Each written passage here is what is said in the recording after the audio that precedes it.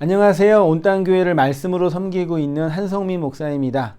온땅교회 유튜브 채널을 시청해 주셔서 감사합니다. 설교를 들으신 후에 좋아요와 구독을 꼭 눌러주시면 감사드리겠습니다. 온땅교회 말씀 사역에 큰 도움이 됩니다. 오늘도 말씀 안에서 평안하시고 즐거운 하루 되시길 바랍니다. 감사합니다.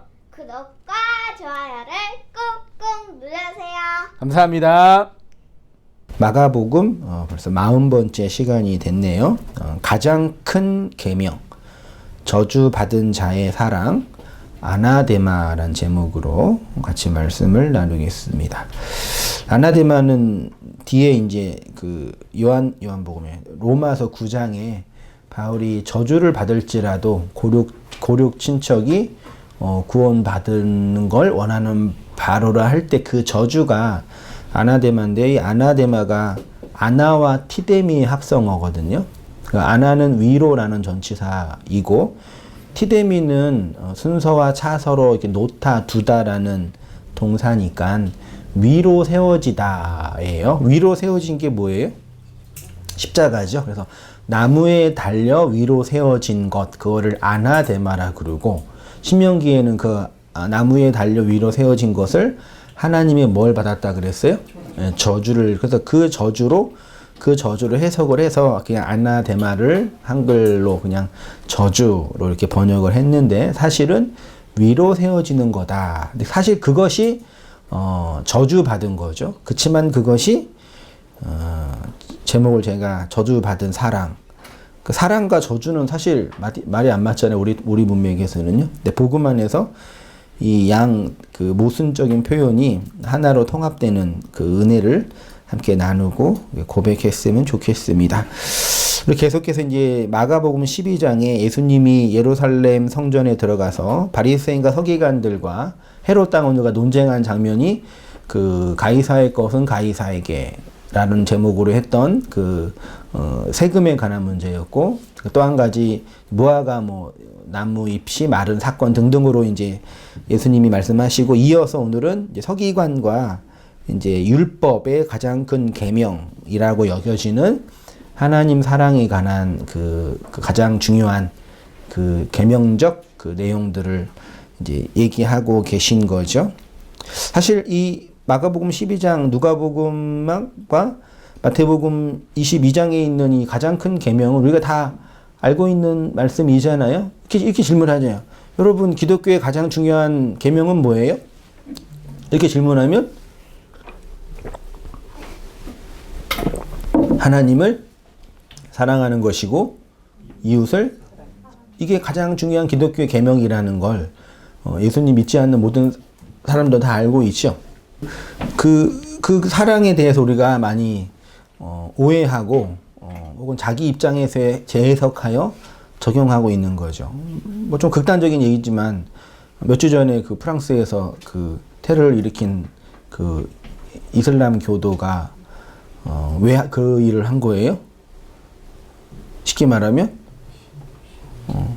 알라를 사랑해서 쉽게 하면 그쵸? 사랑에 대한 증거로 그 일을 한 거라고 생각되잖아요. 그 종교적 입장에서. 그렇게 그 하나님에 대한 사랑과 그 내용에 대한 그 자의적인 해석들이 다양하게 있는 거죠. 이렇게 질문하면 되죠. 하나님을 사랑하는 게 기독교의 가장 큰 계명이라고 한다면, 그러면 우리는 하나님을 사랑하고 있는가? 네. 우리는 하나님을 사랑하고 있나요? 우리 권사님들, 장로님들, 집사님들, 성도님들은 하나님 사랑하세요? 라고 묻는다면 네. 어떻게 사랑하세요? 네. 이렇게 질문을 하죠. 근데 그 사랑하다의 동사가 사랑이라는 존재와 어떻게 연결되어 있는지를 한번 또 개괄적으로 살펴보는 시간을 갖도록 하겠습니다. 그 전에 서론적인 내용들을 제가 잠깐 기록을 했습니다. 바리새인과 헤롯 당원의 정치적인 질문과 신학적인 질문에 이어서 서기관들은 율법에 관하여서 질문을 하고 있습니다. 마태복음 평행 본문인 마태복음 22장에서는요. 서기관이 예수를 시험하고자, 예수를 책잡고자 아주 불순한 동기로 이런 가장 큰 계명에 관해서 질문을 했는데, 이상하게 마가복음에는 마태복음의 서기관의 태도와는 사뭇 다릅니다. 조금 더 완고하고 여기 좀 더 이렇게 좀 긍정적인 태도로 예수님께 나아가죠. 가난한 마음으로. 당시 율법 교사들은 율법을 구체적 생활 속에서 적용하기 위해서 세부 조항들을 만들어 놓고 365개의 하라라는 명령과 248개의 하지 말라, 총 613개 정도로 크게 구분을 하고 633개도 또 개별적으로 구분해, 이걸 연구했던 사람들이 율법 교사들이거든요. 세분하게 만들어 놓은 거죠. 그러면 잘 보세요. 600개 계명 조항이 있으니까 맨 앞에 둬야 할 게 뭐예요? 가장 중요한 계명일 거 아니에요. 그치요? 그러면 서기관의 입장에서, 율법 교사의 입장에서 예수가 그 율법에 대한 전문가라고 하니, 그럼 당신이 보기에 구약의 모든 율법 중에 가장 먼저 둬야 할 게 뭡니까? 라고 질문을 하는 거죠. 그 질문은 예수를 책잡기 위한 질문이 아니라 매우 공손한 태도로 질문하는 거죠. 정말 그게 뭘까라는 그 궁금증에서요. 물어보니까 예수님이 뭐라 그래요? 첫째는 하나님을 사랑하는 거고, 둘째는 이웃을 사랑하는 거다라고 간단 명료하게 답을 주셨고, 그래서 우리도 기독교란 뭐냐?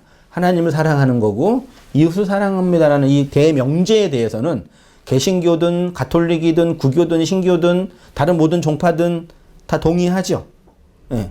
여기에서 동의하지 않는 그런 그 기독교 관련 종파들은 없죠. 심지어 이단들도. 그렇죠? 심지어 뭐 신천지들도. 이 대명제는 다 동의해요. 그렇죠? 근데 이제 세부적으로 들어가서 하나님 사랑과 이웃 사랑의 내용이 뭐냐라고 할 때는 다양하죠. 자, 보세요. 여러분, 하나님 사랑하세요? 네. 그럼 어떻게 사랑을 행동으로 보이고 있어요? 헌금하고, 봉사하고, 헌신하고, 그렇게. 맞죠? 그렇게 치환해서 그 사랑을 정리하고 있잖아요. 그게 맞냐라는 근본적인 질문을 던지는 거죠. 맞나요? 장로님 아니에요? 그거 사랑하는 거 아니에요, 그거는요? 예수님은 질문하는 서기관들에게 모든 계명 중에 첫째는 하나님을 사랑하고 이웃을 사랑하는 것이라고 하시지요. 이 말씀은 너무나 명백한 말씀입니다. 많은 사람들이 알고 있다고 생각하는 말씀이기도 하지만 또 한편으로는 참으로 어려운 말씀이죠. 왜냐하면 제가 보기에는 인간은 하나님이라는 존재를 사랑할 수 없기 때문입니다. 전제가 이제 바뀌었습니다. 왜 예수님은 치성을 드리고 헌신을 하고 헌금을 내고 봉사를 하라라고 명령하지 않고 하나님을 사랑하라라고 명령했을까요? 하나님을 사랑하는 것이 성경의 가장 큰 계명이라고 하셨을까요? 성경의 내용이나 인류의 역사를 살펴보아도 인간은 하나님의 사랑을 받아야 하는 존재이지 하나님을 사랑할 수 있는 존재가 아니라는 거지요. 이렇게 질문을 드려볼게요. 나는 정말 하나님을 사랑하고 있는가? 하나님을 사랑해야 합니다. 하나님을 사랑할 수가 있습니다가 아니라 하나님을 사랑하고 있는가? 라는 질문이죠. 첫째는 이것이 이제 어려운 문제는 뭐냐면 하나님이라고 정의한 그 존재에 대한 정확한 알매에 관한 문제이고, 두 번째로는 우리가 사랑으로 규정한 그 사랑에 대한 정의에 대한 혼란인 거죠. 우리 개신교도들의 기본적인 전제는 하나님을 사랑하세요? 네. 그래서요, 기도하고 헌신하고 전도하고 헌금하고 공부하고 노력해요. 이렇게 정의하잖아요. 이게 이제 다시 질문한 거죠. 그게 맞냐? 정말 그런가? 라는 얘기죠. 장로님은 결론적으로 아니다라고 이제 결론 내셨고요. 혹시 아니 그래도 연결되어 있는 것 같는데? 라고 일말에 한번 고민을 해보자는 얘기죠. 근데 성경은 이 두 명제, 하나님을 사랑하는 것과 이웃을 사랑하는 것에 대한 연결을 이렇게 정의해요. 하나님은 사랑이다. 요한 1서 4장 8절 이하 보세요. 사랑하지 아니하는 자는 하나님을 뭐한대요? 알지. 그러니까 요한은 벌써 하나님을 사랑한다라는 동사적 개념과 하나님을 안다라는 그 개념을 지금 비슷하게 연결하고 있어요. 그러면서 하나님은 어떻게 정의 내려요? 하나님은, 그러니까 하나님을 사랑한다라는 동사적 개념과 하나님의 존재의 본질이 사랑이다라는 것은 차이가 있는 개념이면서 되게 동일한 개념이에요. 그러니까 인간의 입장에서 하나님을 사랑해야 한다는 그 동사적 개념의 전제는 하나님이라는 그 본질은 뭐라고요? 그러니까 흔히 말하는 God is love라는 그 이꼴되는 하나님 사랑이라는 그 개념에 대한 이해가 없이 우리가 하나님을 사랑해야 한다라고 정의를 내려버리니까 그 사랑한다라는 개별적인 조항에 뭐 하는 거예요? 헌금하고 봉사하고 전도하고 등등등의 개념을 집어넣는 거예요. 그래서 내가 봉사하고 헌신하고 전도하면은 어떤 사람이란 얘기예요? 하나님을 사랑하는 자라고 다 인정하는 거예요. 여기에 대해서는 아무도 토를 안 달았어요.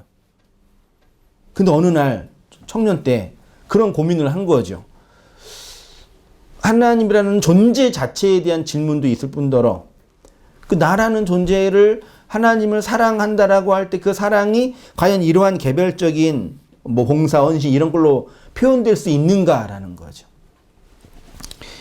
16절에 하나님이 우리를 사랑하시는 사랑을 우리가 알고 믿었노니 하나님은 사랑이시니라. 사랑 안에 거하는 자는 하나님 안에 거하고 하나님도 그 안에 거하시느니라. 인간은 정말 하나님을 사랑할 수 있을까요? 인류 역사와 성경의 내용들을 살펴보면 인간은 하나님을 사랑할 수 없는 존재로 폭로돼요. 그 전제는 하나님이라는 존재 자체에 대한 알미, 무지와 왜곡으로 가득 차 있고 또 한 가지는 사랑한다라는 동사적 행동을 자신들의 입장에서 해석해 버리는 거죠. 그래서 성경은 인간들이 하나님을 향한 치사랑, 치성의 사랑을 이웃을 향한 내리사랑으로 확인하라고 표현해요. 주님은 온 율법, 하나님의 말씀 전체가 하나님 사랑과 이웃 사랑으로 완성된다고 하셨지요. 그리고 요 둘은 개별적인 다른 것이 아니라 짝이라고. 그러니까 첫째는 하나님 사랑, 둘째는 이웃 사랑이라고 첫째, 둘째 나누었는데 그 둘째가 짝이라는 개념이니까 첫째와 둘째는 사실 같은 거다, 하나다, 그 개념이에요. 하나다. 두 개지만 하나라는 것입니다. 그래서 예수님의 말씀을 정확히 이해한 사도들은 서신서에서 하나님 사랑을 빼버려요. 뭐만 기록해요? 이웃 사랑만 기록해요. 많이 있는데 대표적으로 갈라디아서 5장 14절에 온 율법은 뭐 하는 거래요? 내 이웃을 사랑하는 거래요. 율법은 하나님 사랑이잖아요, 원래. 근데 바울은 율법은 이웃 사랑이래요. 야고보도 경에 기록된 대로 이웃 사랑하기를 이렇게 표현하고 있죠. 사도들이 하나님 사랑을 뺀 이유는 이웃을 사랑하는 것보다 하나님 사랑이 이웃을 사랑하는 것보다 더 중요하지 않기 때문이 아닙니다. 이는 하나님 사랑에 대한 인간들의 오해를 방지하기 위함일 건데, 보시면 성경은 너희가 지켜야 할 가장 중요한 계명은 하나님의 사랑이야 라고 명령하죠. 말씀드렸던 것처럼. 그러면 인간은 이 명령을 받을 때 어떻게 해석하고 받아들여요? 자, 하나님은 사랑해. 그럼 곧바로 어떻게 해요? 섬기고 봉사하고 드림 등등으로 해석하여서 자신의 육의 행동으로 행하려고 하는 거죠. 이게 자연스러운 메커니즘이라고 이해했는데 사실 그런 게 아니에요. 그래서 구약의 선지자들은 하나님은 너희가 열심히 드리는 것을 원하지 않는다고 한 거죠. 하나님이 원하시는 것은 너희의 육에서 나온 것으로 하나님께 바치는 것이 아니라 하나님이 너희에게 주신 것이 무엇인지 알라라는 얘기예요. 그런 말씀이 많이 있고 제가 얘도 많이 드렸지만 대표적으로 미가서 6장 6절 이하 보세요. 내가 무엇을 가지고 여호와 앞에 나아가며 높으신 하나님께 경배할까? 내가 번제물로 1년 된 송아지를 가지고 그 앞에 나아갈까? 여호와께서 천천의 숫양이나 만만의 강물 같은 기름을 기뻐하실까? 내 허물을 위하여 내 마다들을 내 영혼의 죄로 말미암아 내 몸의 열매를 드릴까? 사람아 주께서 선한 것이 무엇임을 내게 보이셨나니 여호와께서 내게 구하시는 것은 오직 정의를 행하며 인자를 사랑하며 겸손히 내 하나님과 함께 행하는 것이 아니. 이게 미가서 선지자, 그러니까 선지자들의 그 선지적 말씀은 대부분 이러한 문맥으로 흘러가죠. 그러니까 결론은 뭐예요? 하나님이 원하시는 것은 너희의 드림이 아니라 뭐 하는 거예요? 하나님을 사랑하는 거라고 막. 이게 쉬운 결론이에요. 근데 하나님께 드리라고 명령한 사람이 누구예요? 사람? 드리라고 하나님께 제물을 드리라고 명령한 분은 누구예요? 하나님이죠. 어디에요? 모세오경에 기록되어 있잖아요. 이스라엘 백성이 성전에 들어가서 제사를 드리는 것도 자신들의 자의적 행동이 아니라 하나님이 명령했기 때문에 하는 거잖아요. 명령하고 갔는데 성전 제사, 그러니까 선지자들이 하나님께 하존을 받아, 사모님 누가 뒤에 오셨는데? 네. 하나님께 하존을 받아가지고 이상을 받아서 말씀을 전하라고 했는데 그 전하라고 하는 그 곳이 어디예요? 성전이잖아요, 성전.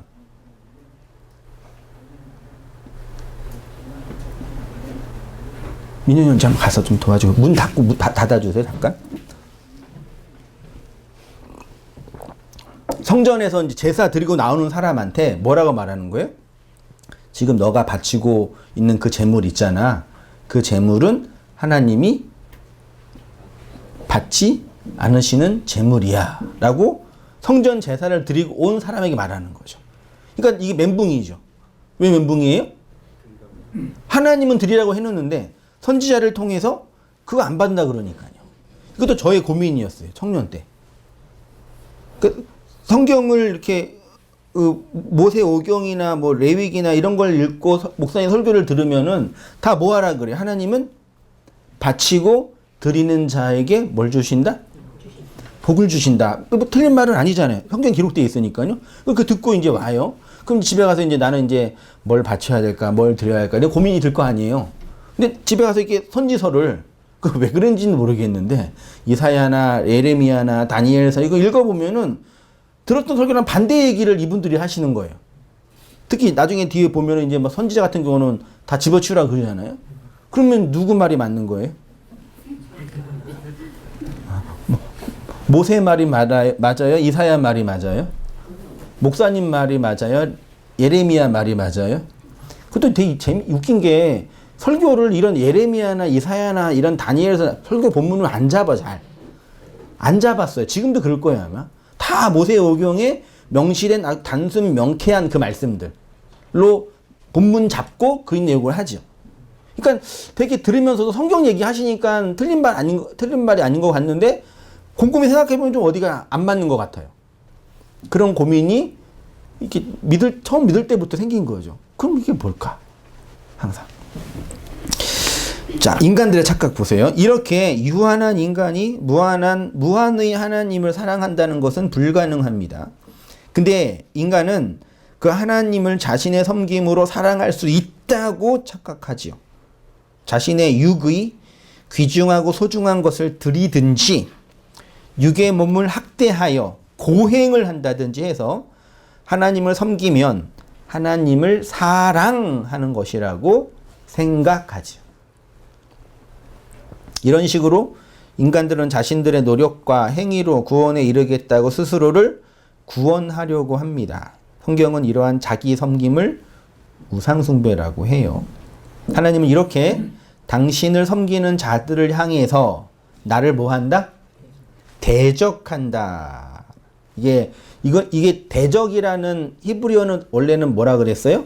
사탄이라 그랬잖아요. 이게 단순히 문학적인 표현이 아니라 성전 제사와 관련된 표현이라는 거 알죠?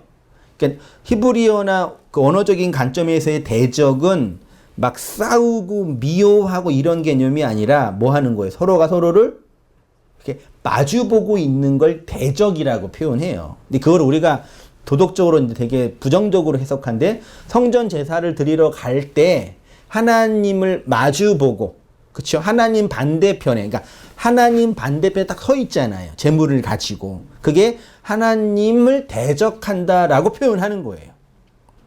이해되셨죠? 그렇게 대적하는 걸 성경이 뭐라 그런다고요? 윤리적으로 단어적으로는 악이라 그러고 윤리적으로는 그거를 악이라 그래요. 악에 빠져 있다라고 표현을 해요. 구약에서 하나님을 섬기기 위해서는 어디로 간다고요? 성전에 갑니다. 그것뿐이 없었어요. 성전에서 제사는 제물에게 안수를 한 헌제자가 제물을 드림으로 하나님의 사죄의 은총을 경험하는 곳이죠. 그런데 하나님은 그런 제사를 드리고 나온 자들을 향해서 선지자들을 보내서 제사를 드리고 나오는 헌제자들을 향해 내가 언제 너희에게 이런 제사를 드리라고 했느냐라고 말하게 하신 거예요. 대표적인 게 이사야 1장 11절 여호와께서 말씀하시되 너희의 무수한 제물이 내게 무엇이 유익하뇨 나는 숫 양의 번제와 살찐 짐승의 기름에 배불렀고 나는 수송아지나 어린 양이나 숫 염소의 피를 기뻐하지 아니하노라. 말라기 마지막 선지자는 보세요. 보라 내가 너희의 자손을 꾸짖을 것이요 똥 곧 너희 절기의 희생의 똥을 너희 얼굴에 바를 것이라 너희가 그것과 함께 제하여 버림을 당하리라. 사실 제사는 제물을 가지고 온 헌제자가 드리는 게 제사는 누구만 드릴 수 있어요? 제사장만 드릴 수 있어요. 여러분 이거 중요합니다. 제사의 본질은 인간이 하나님께 헌신하거나 인간의 것을 드리는 것이 그 본질이 아니라 제사의 본질은 뭐예요? 중보예요. 그 제사장은 뭐 하는 사람이에요? 하나님과 인간을 중재하는 역할을 하잖아요. 그러니까 제사는 그러니까 제물을 가지고 오는 건데 그것의 본질은 뭐 하는 거라고요? 중재하는 거예요. 요거를 제물을 드리는 헌제자나 제사장들이 알았을까요? 몰랐을까요? 몰랐지요.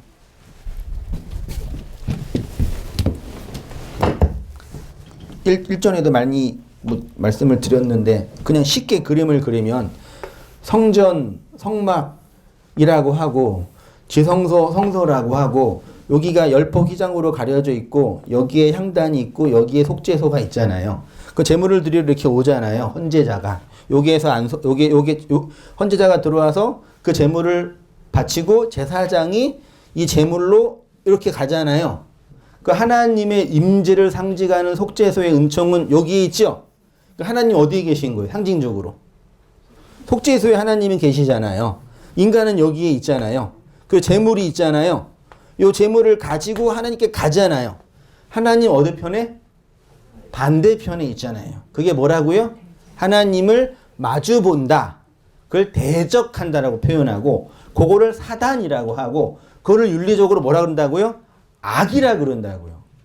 이해되셨죠? 이 개념이 정리가 안 되면 윤리 도덕적인 개념으로 성경을 읽든지 이거 혼합해서 읽어요. 너희가 악에 빠져 있다는 얘기는 뭐예요? 이 모습에 있다란 얘기예요. 이렇게 와야 되는 건 맞지요. 그다음 어떻게 해야 돼요? 여기에서 그 제물의 내용을 통해서 하나님의 속죄소의 은총, 시온의 은혜를 경험하여 어느 자리로? 하나님 자리로 뿅은 좀 그렇지만 건너가 하나님의 자리에 있는 것. 그거를 하나님과 뭐 한다 그래요? 연합됐다 그러잖아요. 성전 안에서. 됐죠? 그러니까 시온자의 은혜, 하나님의 은총의 능력을 경험하는 이 자리를 용서의 자리라고 표현하는 거죠.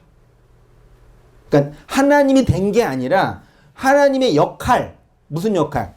피조된 세상을 향하여 율법의 세상에서 하나님의 구원의 은총을 나누어주는 역할인 거죠. 그래서 아브라함과 이삭과 야곱과 요셉을 우리가 생각할 때 아브라함의 하나님, 이삭의 하나님, 요셉의 하나님, 아니 아브라함과 이삭과 야곱의 하나님은 계셔요, 안 계셔요? 계시죠. 요셉의 하나님은 계셔요, 안 계셔요? 그러니까 성경에서 아브라함의 하나님이라는 단어가 있고 문장이 있고 요셉의 하나님이라는 문장이 있고 야곱의 하나님이라는 문장은 있지만 요셉의 하나님은 찾아보세요. 없어요. 왜요? 요셉이 신앙이 안 좋아서 제일 좋았잖아요. 그러니까 아브라함과 이삭과 요셉의 하나님의 그 자리를 야곱의 하나님의 그 자리를 누가 한 거예요? 그러니까 요셉은 하나님이라고 부르지 않고 자신이 하나님의 그 속죄소의 자리에서 뭘 나누어 줬어요? 양식을 나누어 주는 그 위치에 도달했잖아요. 그래서 요셉의 하나님이라는 문장은 없는 거예요. 헌제자가 제사장을 통해서 이 제물을 드릴 때 그걸 배우라고 한 거예요. 중보를. 근데 이스라엘 백성은 어떻게 했어요? 중보, 하나님과 인간 사이의 중보의 자리, 그게 지금 중요한 게 아니라 뭐가 중요해요? 내가 중요하죠. 나의 꿈, 나의 소원, 나의 평안, 내가 바라고 원하는 것을 제물을 통해서 얻게 되는 것이 중요한 거였죠. 그래서 제사장은 그 제사를 통해서 중보의 역할을 하는 사람이에요. 중보의 역할.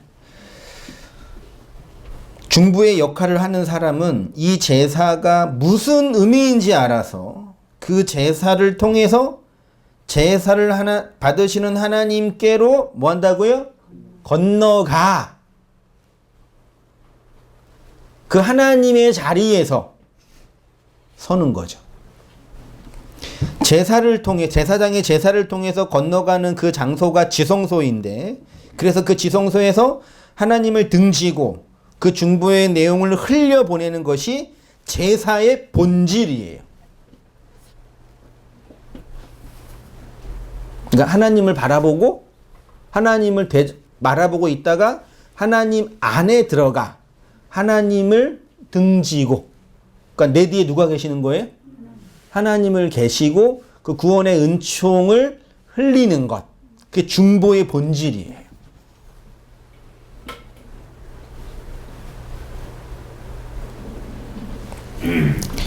그래서 지성소에서 하나님을 등지고 그 중보의 내용을 흘려보내는 것이 제사의 본질입니다. 근데 제사를 드리는 자들이 그 제사의 본질, 즉 중보의 내용을 모르고 자신의 치성으로 드리는 것에 만족하니까 하나님은 선지자를 통해서 너희가 나를 뭐 한다고요? 대적한다라고 선언하게 하신 거죠. 이 3페이지로 가셔서. 그러니까 이러한 중보의 지식이 없이 인간의 것으로 자꾸 하나님을 섬긴다고 하면서 육의 것으로 드리는 것을 하나님은 너희가 나를 대적하는 것이다라고 선언하신 거죠. 성전과 제사 제도는 여전히 유효했던 시대에는 이렇게 제사를 통해서 하나님께 드림으로 스스로 자유했는데 지금은 성전과 제사 제도가 사라졌죠. 그래서 오늘날 기독교는 성전과 제사 제도가 아닌 자신의 도덕적, 자본적 성장과 성숙으로 하나님께 드려진다고 착각하는 거죠. 하나님이 우리의 도덕적 성숙과 성장을 받으시면 내 아들이 착하고 반듯하게 성장했네. 그렇게 칭찬하시고 심지어 부자가 되면 하나님이 기뻐하신다고 생각하는 시대가 된 거죠. 여러분 이게 말도 안 되는 얘기처럼 들리시죠? 우리 입장에서는. 근데 지금도 여전히 지금도 그럴 거예요. 어떤 분들은 가난은 죄다라고 해요. 네. 심지어는 그러니까 도덕적 성화주의 이전에 기복주의 신앙에서는 그래서 옛날에 우리 어르신들은 다 뭐 하셨어요? 가난했잖아요. 다. 그러니까 교회 가서 그 가난을 극복하기 위한 방식으로서의 하나님, 내용으로서의 치성을 바쳐서 다 뭐가 된 거예요? 부자가 됐잖아요. 그래서 그렇게 부자 돼서 간증도 하시고 그랬던 분들 꽤 있는 걸로 제가 기억해요. 지금도 그럴 거예요. 이게 좀 너무 세속적이면은 어떻게 해요? 좀 더 나은, 뭐 소위 말해 개혁주의라고 하는 분들이 성화에 대한 교리를 강조하면서 그 성화의 본질은 무슨 성화? 도덕적인 성화. 그래서 그러면 하나님이 나를 평가하실 때 내가 도덕적으로 도덕적으로 성숙하지도 못했고 심지어 평생 가난하게 살았어요.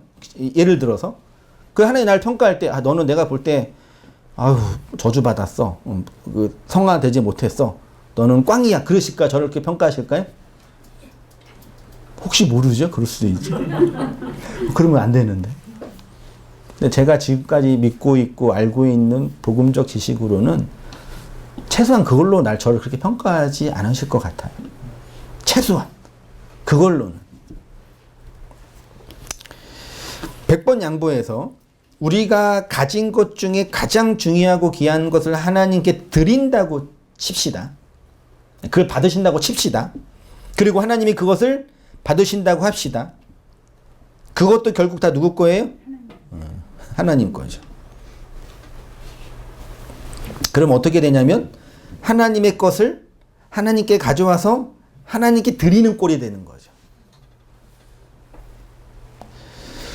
기독교인들이 이 세상 모든 것이 다 하나님의 것이라고 하면서 그것을 하나님께 드린다고 하는 것 자체가 모순이라는 걸 모르지요. 뭐 드린대. 네. 누구 거를? 근데 본인은 자기 거니까. 네. 자기 거 드린 거죠. 근데 결국은 하나님 거죠. 그 뭐예요, 그게? 이거는 그냥 진리의 관점이 아니라 논리적으로 보더라도 다 하나님 거라면서 신앙 고백 하잖아요. 근데 뭐 드린다고? 난 드려야 된다고 하나님께. 그냥 교회에 돈이 필요하니까 돈을 냈다라 그러면 할 말은 없죠, 그러면. 그럼 맞는 거니까. 그게 아니라 뭐 하나님께 드린대 뭘요.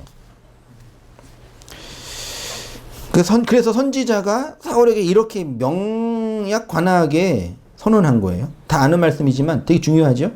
사무엘상 15장 15절 이하입니다. 사울이 이르되 그것은 무리가 아말렉 사람에게서 이끌어온 것인데 백성이 당신의 하나님 여호와께 제사하려 하여 양들과 소들 중에서 가장 좋은 것을 남김이요 그 외의 것은 우리가 진멸하였나이다 하는지라. 사무엘이 사울에게 이르되 가만히 계시옵소서 간밤에 여호와께서 내게 이르신 것을 왕에게 말하리이다 하니 그가 이르되 말씀하소서. 사무엘이 이르되 당신 왕이 스스로 작게 여길 그때에 이스라엘 지파의 머리가 되지 아니하였나이까. 여호와께서 왕에게 기름을 부어 이스라엘 왕을 삼으시고 또 여호와께서 왕을 길로 보내시며 이르시기를 가서 죄인 아말렉 사람을 진멸하되 다 없어지기까지 치라 하셨거늘 어찌하여 왕이 여호와의 목소리를 청종하지 아니하고 탈취하기에만 급하여 여호와께서 악하게 여기시는 일을 행하였나이까. 이게 뭐예요? 여호와께서 악하게 여기시는 그 일, 사무엘이 지금 지적하고 있는 사울로 하여금 악하게 하는 그 일의 본질은 뭐예요? 아말렉 사람과 재물들을 살려낸 것, 죽이지 않은 것을 지금 사무엘이 악한 거라고 지금 얘기하고 있는 거예요. 악이라고요. 20절 사울이 사무엘에게 이르되 나는 실로 여호와의 목소리를 청종하여 여호와께서 보내신 길로 가서 아말렉 왕 아각을 끌어왔고 아말렉 사람을 진멸하였으나 21절 다만 백성이 그 마땅히 멸할 것 중에서 가장 좋은 것으로 길갈에서 당신의 하나님 여호와께 뭐 하려고요? 제사하려고 양과 소를 끌어왔나이다. 왜 살렸어? 그러니까 하나님께 바치려고요. 그 하나님 기뻐하시는 것 같아서요. 22절 사무엘이 이르되 여호와께서 번제와 다른 제사를 그 목소리를 청종하는 것을 좋아하신 것이 좋아하시겠나이까. 순종이 제사보다 낫고 듣는 것이 수양의 기름보다 나으니 이는 거역하는 것은 점치는 죄와 같고 완고한 것은 사신 우상에게 절하는 죄와 같음이니라. 왕이 여호와의 말씀을 버렸으므로 여호와께서도 왕을 버려 왕이 되지 못하게 하셨나이다. 그러니까 사울이 한 행동의 결론을 뭐라 그래요? 사무엘이요? 너에게 주어진 여호와의 말씀을 뭐 한다고요? 빼앗아 간다. 이 되게 구약인데요. 신약적 이미 복음적 내용을 다 진술하고 있어요. 인간이 하나님께 드리는 그 모든 것은 우리가 하나님께 드리는 그 모든 것의 본질은 마땅히 멸망할 것이에요. 뭐든. 그렇죠? 본문이 얘기하잖아요. 근데 그 드림의 본질은 뭐예요? 탐욕이라고요. 겉들어 볼 때는 살려냈잖아요. 왜요? 하나님께 드리려고요. 근데 내용은 갖다 쓰려고.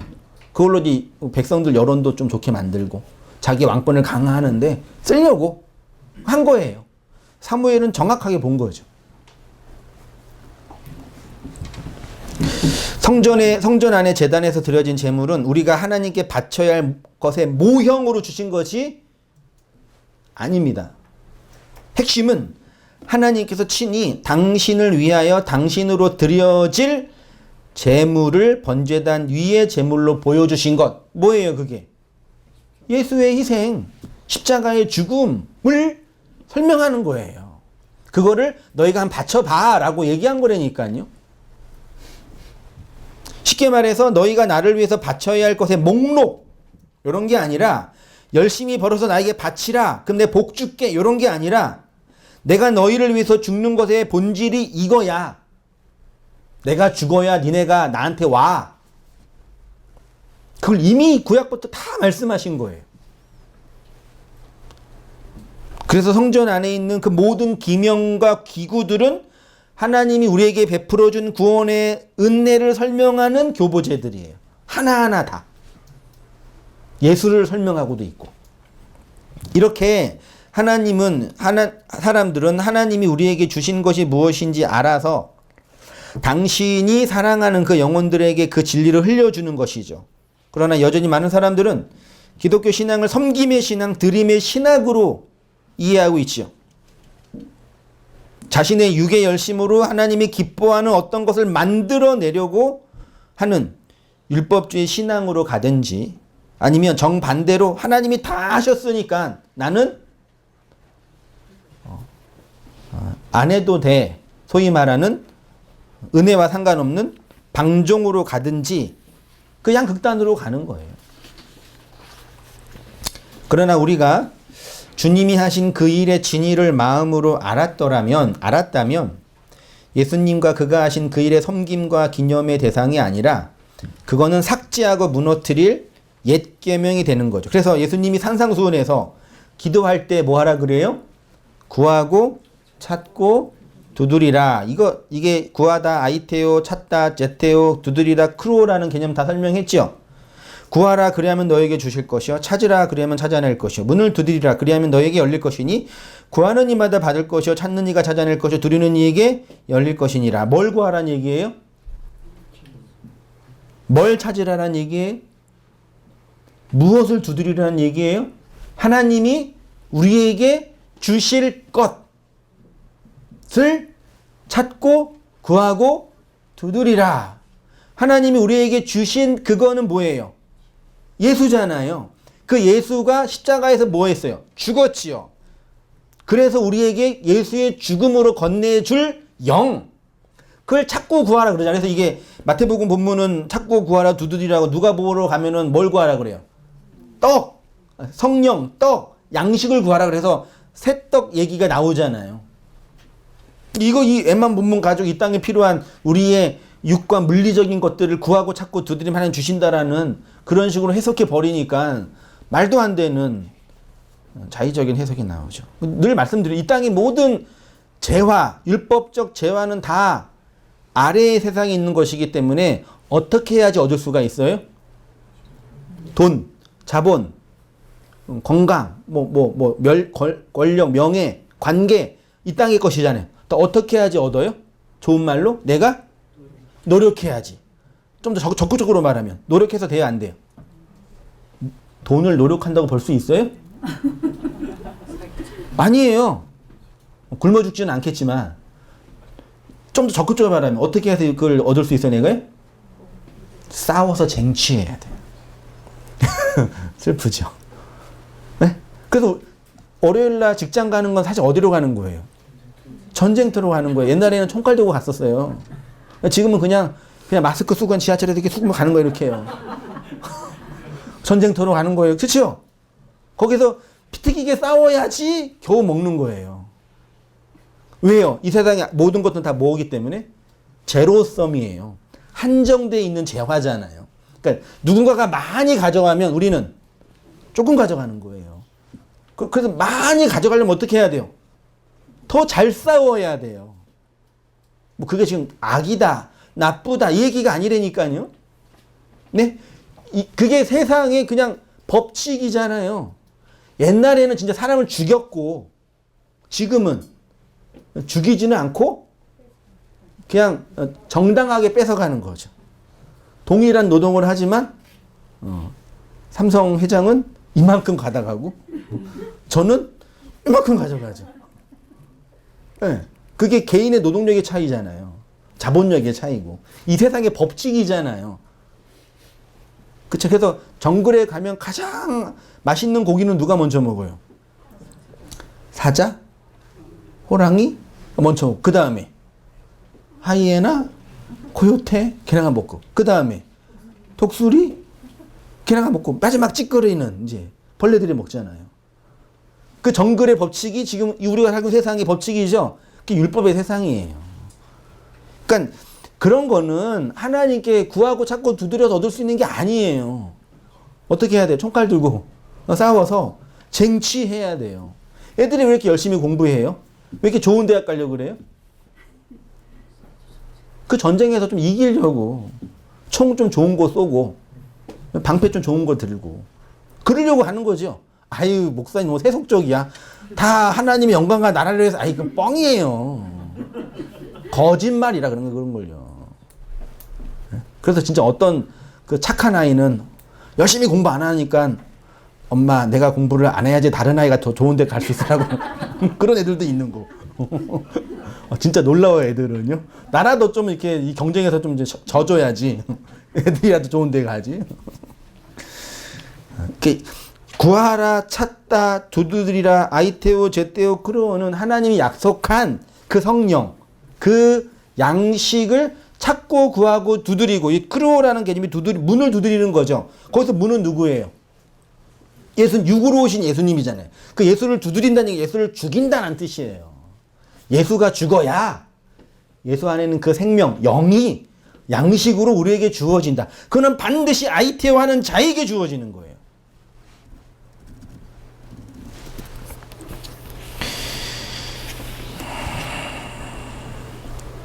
이렇게 되면 그에게 무엇이 있는 것이냐면 하나님께 받은 것이 있는 거죠. 이것이 중요합니다. 그러면 그에게 있어서 하나님은 무엇인가 드려야 할 섬김의 대상이 아니라 하나님께 하나님의 것을 받는 자가 되죠. 그래서 여기서 구하고 찾고 드리는 것은 하나님이 우리에게 주실 것을 구하는 거잖아요. 그 말은 하나님은 더 이상 나의 섬김의 대상이 아니라 내가 하나님 편에서 그 받은 것을 나누고 흘려주는 자리에 서게 된다는 얘기죠.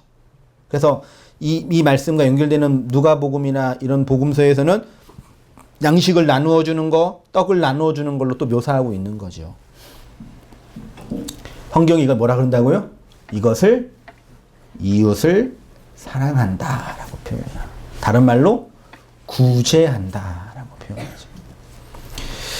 그리스도의 은혜의 복음을 전하는 교회를 세웠던 사도 바울이 갈라디아 교회에게 율법주의가 들어와서 교회를 무너뜨릴 때 이런 경고와 권면을 했잖아요. 형제들아 내가 지금까지 할례를 전한다면 어찌하여 지금까지 박해를 받으리요? 그리하였으면 십자가의 걸림돌이 제거되었느니라.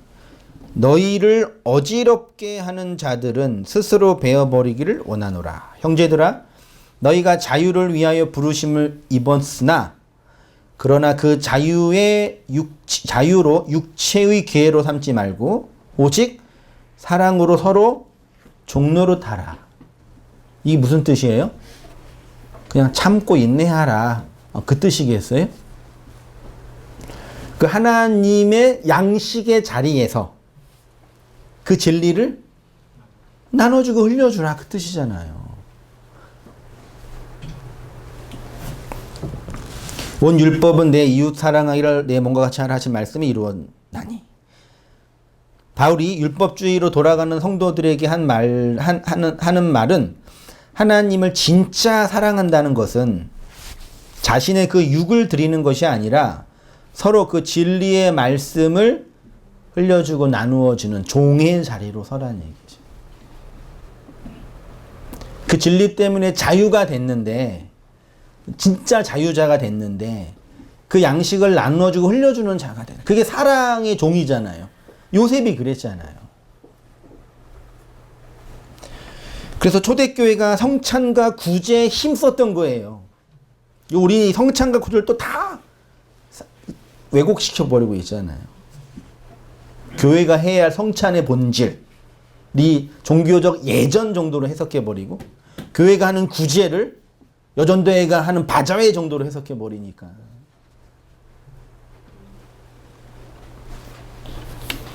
그러니까 받은 양식, 아이테오 제테오 크로우에 대한 받은 양식이 없으니 있는 걸로 살아야 되잖아요. 있는 게 뭐예요?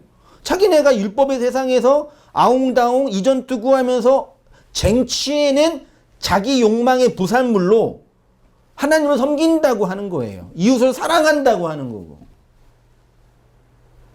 그런 게 한두 개예요. 이제 다른 교회 비난할 필요도 없지만 더 이상 이제는 한국 교회가 그 한 50년 동안 했던 선교 보세요. 단기 선교가 요즘은 뜸 같지만 10년, 20년만 해도 대유행이었잖아요. 인도네시아, 뭐 파키스탄, 뭐 캄보디아 이런 데 가가지고 선교사님들이 교회 세운다고 학교 준다고 다 뭐 한 거예요, 가서. 그거 한 거잖아요. 그게 선교회예요? 그것도 서로 경쟁해가지고 A 선교사님은 그 지역에 유치원 지으면 B 선교사님 뭐라도 지어야 돼요. 초등학교로 지어야지 선교 보고라도 해서 후원금 계속 받지. 그리고 기독교 문명이라고 하는 자본주의 이런 것들을 심어놓고 너네도 하나님 믿으면 이렇게 잘 살 수 있어. 이런 식으로 해놓고. 극단적인 예만 들어도 그 정도니.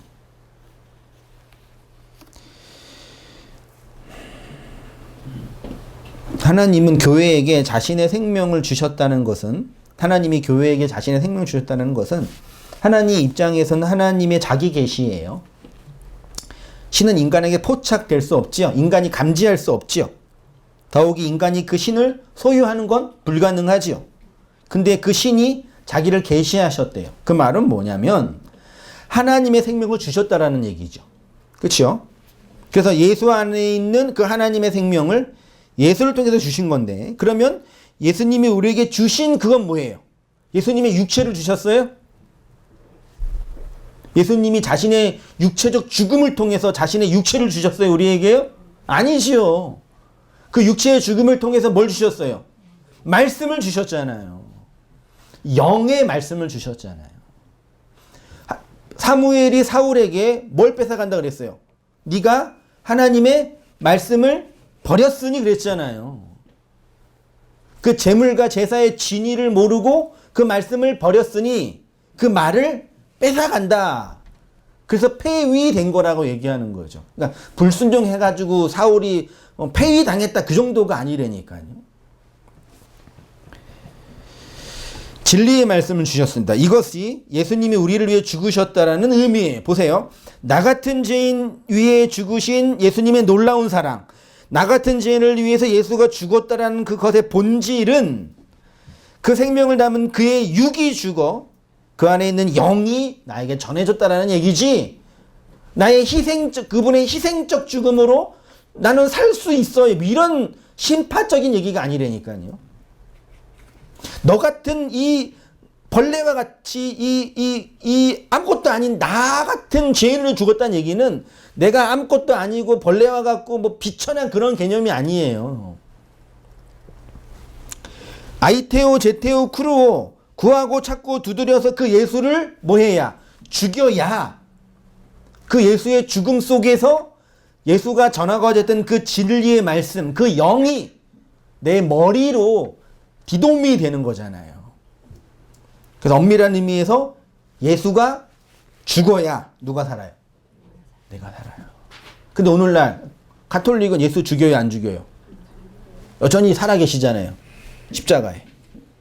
당신은 그 매달려 계셔요? 네. 우리의 중요한 우상이에요? 당신은 사랑의 화신이죠? 잘 섬겨드릴게요. 이러고 있잖아요. 교리가 그거예요. 개신교는. 거기에서 예수 그림만 빼고 십자가만 두고 그대로 있어요. 조금 나왔다고 하는데 똑같아요. 그래 놓고 봐봐, 예수님이 널 위해 죽었어. 어떻게 살아야 돼? 착하게 살아야 돼. 성공해야 돼. 교회에서 가장 많은 11조를 내야 돼. 생각할수록 웃겨 죽겠어요? 온 세계를 이렇게 여행하면서 복음을 전해야 돼. 왜? 예수가 널 위해 죽었으니까. 예수 죽음과 아무 상관없는 삶이에요. 그렇게 말하는 거랑 그 프랑스에서 그 테러 일으켰던 알라를 위해서 사람 죽인 거랑 차이가 뭐예요? 그 사람들은 끔찍한 범죄를 저지른 거고, 범죄. 이 인류애적 범죄를 저지른 거고, 이분은 그냥 종교심으로 열심히 사는 거고, 그 차이는 있는 것 뿐이죠. 그렇게 우리에게 전해진 그리스도의 진리를 예수의 죽음으로 먹는 것이 양식이라고 합니다. 그러면 우리가 누군가에게 그 진리를 전한다는 것은 무엇이겠습니까? 내가 누군가에게 예수 그리스도의 진리를 설명하면 그 사람이 창세전 택함받은 자라고 한다면 그 말이 영이 되어서 자신의 죄와 악, 하나님의 은혜와 은총의 시여를 받아 그 은혜가 자신을 구원하는 것임을 알게 되겠죠. 그렇게 증거된 그리스도의 영이 육의 부정을 통해서 증거되는 것이니까 그리스도와 함께 십자가에 죽은 자를 통해서 흘러나오게 되는 것이죠. 그래서 우리가 받은 이 복음을 다른 말로 저주의 복음이라고 그러는 거예요. 이게 이해가 되시나요? 로마서 9장 1절 보세요. 내가 그리스도 안에서 참말을 하고 거짓말을 아니하노라. 나에게 큰 근심이 있는 것과 마음에 그치지 않는 고통이 있는 것을 내 양심이 성령 안에서 나와 더불어 증언하노니 나의 형제 곧 고륙의 친척을 위하여 내 자신이 저주를 받아 그리스도에게서 끊어질지라도 원하는 바로다. 이 말을 하신 분이 또 있어요. 비슷한 어조로 하신 분이 누군지 아세요?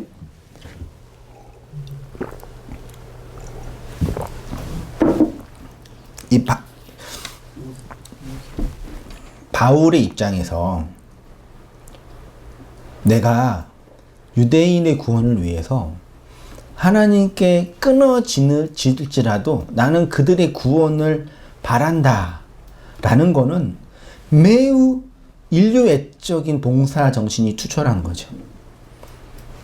여러분 잘 생각하셔야 돼요. 이 얘기를 비슷한 사람을 모세라고 했는데 모세보다 더 현존 인물이 한 분이 계세요. 성철 스님. 그분이 뭐라 그랬대? 정확하게 모르겠는데 중생을 위해서 내가 지옥의 뜨거운 불에 들어간다 그랬잖아요. 아니에요? 똑같은 얘기라니까요. 그러면 똑같놓고 그러면 바울이 성철 스님처럼 얘기한 걸까요? 우린 불교 믿어야지. 아예, 그러니까 어떤 기독교 목사가 성철 스님이 지옥에 갔다고 얘기하는 그게 아니라니까요. 나는 내가 지은 죄 때문에 지옥에 가. 그러니까 너희들은 예수님 그 얘기가 아니라 이 어조예요. 중생의 구원을 위해서 나 한 사람이 지옥에서 떨어져 죽는 게 낫다 그런 거예요.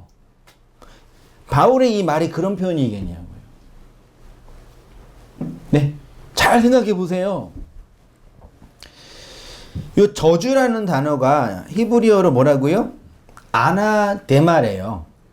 아나는 티데미의 합성어인데, 아나는 전치사 위로, 티데미는 노타, 성전과 성막 안에서 차소와 순서대로 놓여진 거를 티데미한다 그러죠. 놓다 두다 세우다. 십자가를 놓다 두다 세우다. 그러니까 위로 세우다. 그게 아나데마예요.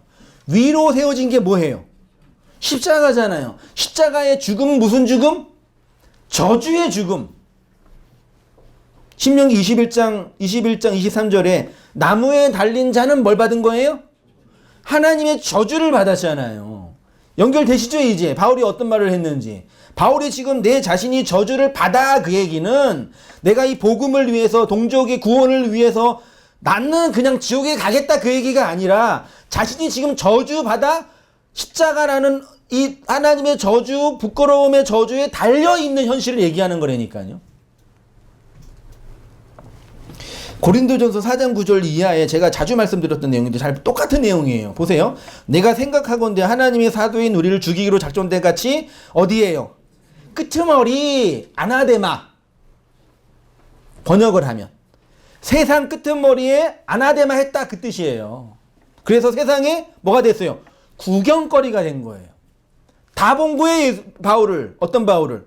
그리스도에 끌려서 노예로 끌려가고 있는 그 바울의 절망적 상황을 세상 사람들이 다 보고 있는 거예요.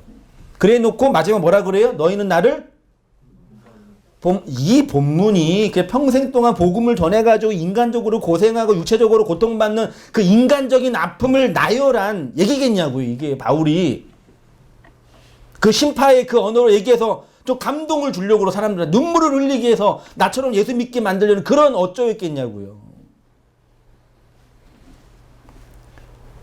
여러분께 승질 부릴 필요는 없는데 왜 바울이 억울해할 것 같아. 진짜요. 야, 내가 이 땅에서 이 세상의 그 억울함 때문에 이렇게 고통받는 거 그걸 얘기하려고 그런 거겠니? 그럴 것 같아요. 아무리 제가 묵상하고 생각해 봐도. 성전 안에서 그리스도와 함께 십자가에서 죽은 자신의 그 저주의 현실, 그것이 복음을 흘려주는 나의 모습이니 성도님들도 저처럼 그렇게 예수 믿고 이 역사 안에서 구원받아 사세요. 그 얘기하는 거예요. 그거를 우리가 그냥 복음 때문에 고생하고 결혼도 안 하고 고통받으면서 아파하면서 살았다라고 해석해 버리니 끔찍하지요. 그러니까 아무나 그냥 누구 우상 만들어 놓고 요 사람 우상으로 세워 놓고 자기는 그거 상관없이 사는 거예요. 네. 복음의 현실과 아무 상관없이 일주일에 한 번 교회 오고 말씀 듣고 봉사하고 헌신하고 뭐 나름대로 노력하고 애쓰면서 그런 일을 행하면서 자기는 그것과 상관없이 사는 거라니까요.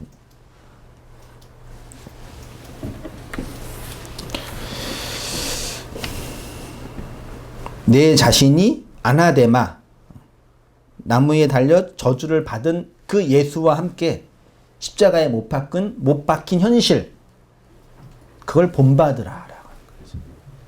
그게 중보의 삶이에요. 그러니까 중보의 삶은 내가 중보자가 돼야 되겠죠. 주님 노력하고 기도 이게 아니라니까요. 물이 내가 아래로 흘러가야지 노력하자 그거 흘러가는 거예요? 그 흘러가는 거잖아요. 그러니까 또 이런 말씀을 우리가 흘려야 됩니다. 이렇게 얘기하면 또 나는 말씀을 들었는데 다 흘리지 못 이렇게 또 해석한다니까요. 그는 우리가 노력하고 애쓰는 차원을 넘어서는 하나님이 이끌어 가시는 그 일하심의 내용이라니까요. 이렇게 우리 주님이 당신의 육적 공생애를 삭제당하시고 나무에 달려 저주받아 죽으셨습니다. 그래서 육으로 오신 예수의 수많은 이적과 기적과 놀라운 가르침으로 구원받은 자는 단 한 사람도 있으면 안 되는 거예요. 왜냐하면 예수의 육은 삭제되고 그렇게 삭제당한 예수가 진리로 살아나셔서 생명의 영으로 많은 열매를 맺게 하기 위함인 거죠. 그 아나데마의 저주의 죽음을 가르쳐 주셔야 되잖아요.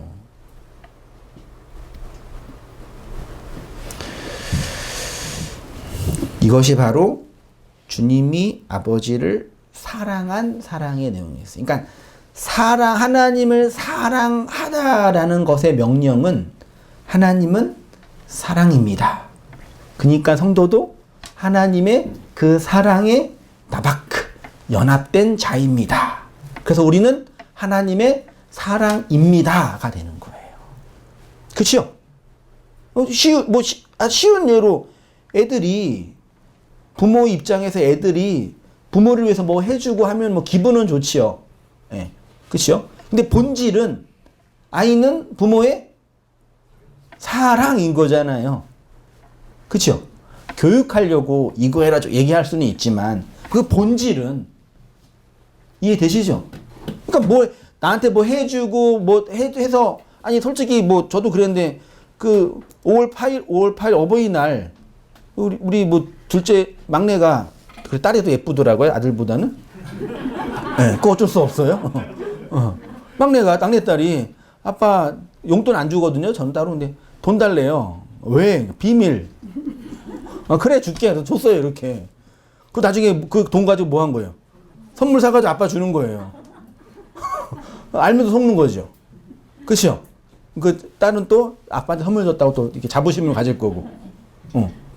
그래서 나중에 오빠는 왜 아빠 선물 안 줬냐고 오빠 비난할 거고. 그래 진짜 그랬단 말이에요. 얼마나 그래요. 그러니까 가르치려고 뭐 이거 해라 저라 얘기할 수는 있지만 본질은 사랑인 거잖아요.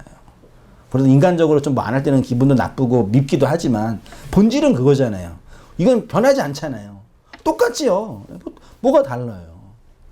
그 본질의 내용을 붙잡고 살아가는 게 하나님 아버지와 우리의 관계잖아요. 오직 내가 아버지를 사랑한 것과 아버지의 명령하신 대로 행하는 것을 세상으로 알게 함이로다. 일어나라. 여기를 떠나자 하시니라. 아버지께서 나를 사랑하신 것 같이 나도 너희를 사랑하였으니 나의 사랑 안에 거하라. 주님이 아버지, 이 아버지가 아부지요. 희한해요. 모든 게 다 우리나라 말도 아버지고 영어도 파파고 히브리어도 아부예요. 알렉과 베이트. 하나님의 집. 하나님의 성전. 그렇죠? 그 성전. 하나님의 성전으로 지어져 가는 것. 그게 아버지라는 이름을 갖고 있는 거죠. 그래서 아버지의 가장 중요한 의무는 가르치는 거라고 표현하는 거죠. 그 아버지를 사랑하는 것은 아버지의 뜻대로 행하는 것으로 나타난 것입니다. 그리고 그것이 자신의 육체가 삭제당하고 자기 안에 있는 생명을 영으로 전달해 주는 것이었죠. 그게 십자가이고 하나님의 사랑이었던 거죠. 그런데 이 사랑이 아버지로부터 흘러나오는 사랑이 있는데 주님이 그렇게 아버지의 사랑을 흘려내 주신 것이죠.